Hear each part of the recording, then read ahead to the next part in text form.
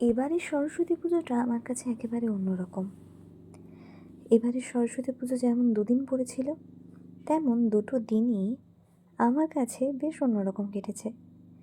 এবারের প্রথম দিনের সরস্বতী পুজোয় আমি চলে গিয়েছিলাম গাইঘাটা বেণীমাধব বালিকা উচ্চ বিদ্যালয়, অর্থাৎ যেই স্কুলে আমি ক্লাস 5 to 10 অবধি পড়েছি।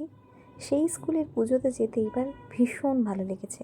সাথে ছিল আমারই এক বান্ধবী সানন্দা।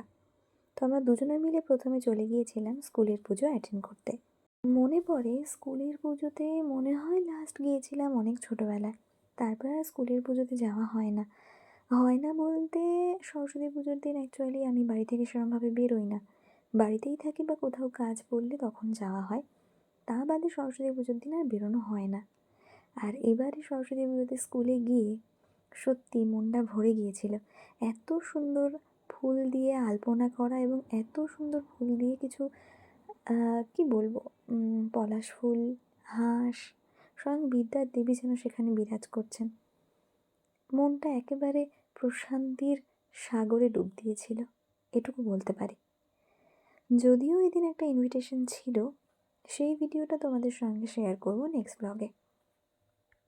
তবে এই ব্লগটায় থাকুক শুধুমাত্র স্কুলের পুজো। স্কুলের পুজো বলতে সকালবেলা ঘুম থেকে উঠে কুল না খেয়ে অঞ্জলি দেওয়া। আর স্কুলের পুজো একটা স্কুলের পুজো বলতে গেলে অন্য একটা স্কুলের পুজোও তো আসবে। তাই চলে গিয়েছিলাম পাশাপাশি গাইঘাটা হাই স্কুলে, যেখানে আমি এইচএস পড়েছিলাম। তো সেই স্কুলেও গিয়ে দেখেছি ওদিন পুজো ছিল না, ওর পরের দিন ওদিন পুজো হয়েছিল।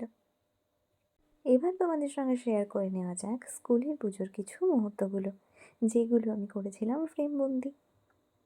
আর এই মুহূর্তগুলো সত্যিই স্বর্ণালী মুহূর্ত হিসেবে রয়ে যাবে। আজকের ব্লগটা এটুকুই।